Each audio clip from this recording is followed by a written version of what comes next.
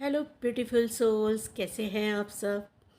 तो अभी हम रामेश्वरम के लिए निकल रहे हैं और जैसे ही हमने रामेश्वरम के लिए अपनी टैक्सी की और जैसे ही रामेश्वरम रूट हमारे आया तो काफ़ी लोगों ने बोला बहुत गलत समय पे आ रहे हो, क्योंकि ये मार्च का मौसम है, बहुत यहाँ पे गर्मी है, धूप बहुत तेज़ है और ये मौसम यहाँ के लिए ठीक नहीं है।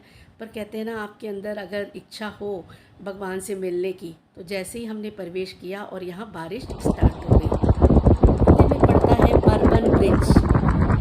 देखिए, आप लोग को ब्रिज दिखाई दे रहा होगा, ये रेल की पटरी है समुंदर के अंदर जिसके ऊपर ट्रेन निकलती है और दोनों तरफ से समंदर दिखाई देता है। ये सबसे अच्छा कहते हैं यहाँ का सीन होता है कि ट्रेन में बैठकर दोनों तरफ समंदर दिखाई देता है। बहुत खूबसूरत ये सीन होता है। पर हम ट्रेन में नहीं जा पाए क्योंकि हमने टैक्सी की थी मदुराई से और इस समय रेलवे का जो ये ब्रिज था बंद था। बट आप लोग कभी भी जाइएगा तो ट्रेन का ज़रूर ये खूबसूरत सीन ज़रूर देखिएगा।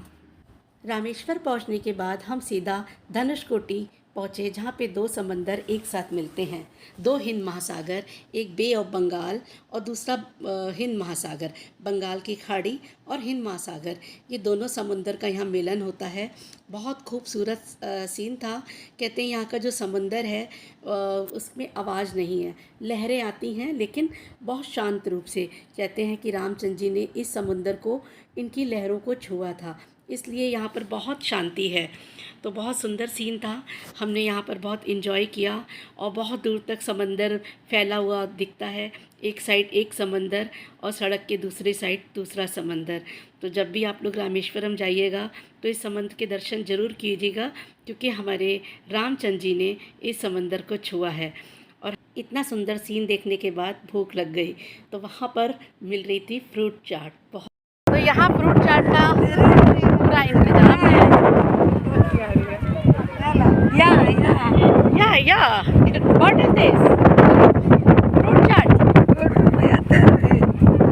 उसके बाद कुछ फ़ोटो सेशन किया, वहाँ की यादें अपने कैमरे में कैद की, क्योंकि बहुत सुंदर सीन था तो ये तो बनता ही था। उसके बाद आ गए हम लोग रामेश्वर मंदिर, जहाँ मंदिर के सामने समंदर है। मंदिर में प्रवेश करने से पहले इस समंदर में सभी नहाते हैं।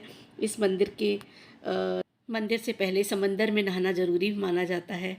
जैसे ही मंदिर में हमने प्रवेश किया, भाग्य से हमें वहाँ का हाथी उस समय लेकर जा रहे थे। मंदिर के अंदर सबसे पहले गजानन के दर्शन हो गए। जय हो गणपति वक्रतुंडाय होम। उसके बाद हम अंदर प्रवेश किए। वहाँ पर रामेश्वरम में समंदर नहाने के बाद 22 कुंड हैं मंदिर में, और बहुत मान्यता है इस 22 कुंड की। हर 22 कुंड का जल अलग अलग है, किसी का मीठा, किसी का ठंडा, किसी का गरम। हाँ, एक कुंड का पानी बहुत गर्म था, तो हर पानी का टेस्ट अलग है। और वहाँ के जो पांडे हैं वो लोग 12 कुंड में से बाल्टी अंदर डालते हैं और पूरा सिर से लेकर नहलाते हैं। बहुत ही आनंद आया। शास्त्रों में इस 22 कुंड का स्नान को बहुत महत्वपूर्ण बताया गया है और हर कुंड का अपना एक नाम था। मुझे 2 नाम तो याद है, चंद्र कुंड और सूर्य कुंड, और भी ब्रह्मा कुंड भी था। इस तरीके से सारे कुंड हैं। और लास्ट में इस जो कुंड है इसका पानी भी बॉटल में मिलता है। वो बॉटल भी हमने ली, 20 रुपए की बॉटल थी।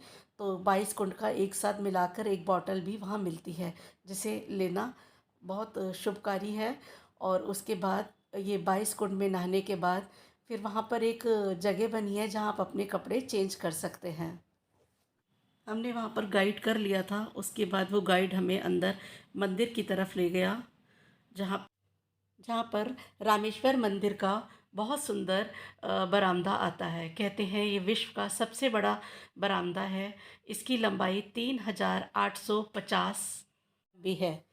तो बहुत खूबसूरत है, दीवारों पे आकृतियाँ बनी हैं और यहाँ का बरामदा इतना अट्रैक्ट करता है कि चारों तरफ इसकी आकृतियाँ देखते हैं दिल नहीं भरता। इसी बरामदे से अंदर की तरफ हमको जाना होता है, जहाँ पर रामेश्वरम ज्योतिर्लिंग है। और क्या, इस बरामदे के चारों तरफ भी काफ़ी सारे शिवलिंग रखे हुए हैं और इसी बरामदे से होते हुए हम अंदर की तरफ चलने लगे। वहाँ जाकर कहते हैं रामेश्वरम का ज्योतिर्लिंग राम जी ने खुद स्थापित किया था, इसलिए इसलिए इस ज्योतिर्लिंग को रामलिंग भी बोलते हैं। और कहते हैं कि ब्राह्मण हत्या से मुक्त होने के लिए, क्योंकि रावण वध किया था, तो ब्राह्मण हत्या से मुक्त होने के लिए राम जी ने शिवलिंग का अभिषेक किया था। तो वहाँ पर कोई लिंग नहीं था, तो हनुमान जी को शिवलिंग लेने के लिए भेजा था। और हनुमान जी ने आने में देर कर दी, तो सीता माता और राम ने इस मंदिर की इस शिवलिंग की स्थापना की। और ये मंदिर जो है रामलिंग के नाम से जाना जाता है, क्योंकि राम जी के हाथों के द्वारा इसकी स्थापना की गई है, इसलिए इसे रामेश्वरम भी कहा जाता है। और दूसरा शिवलिंग,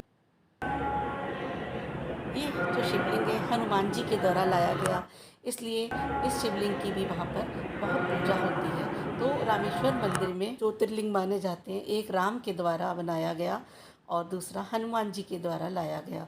दोनों ही शिवलिंग की बराबर पूजा की जाती है और बहुत सुंदर प्लेस है रामेश्वर। यहाँ दर्शन करने के बाद हम खुद ही राममय और शिवमय हो जाते हैं। दोनों ही देवताओं, दोनों ही की एनर्जी यहाँ पर फील होती है।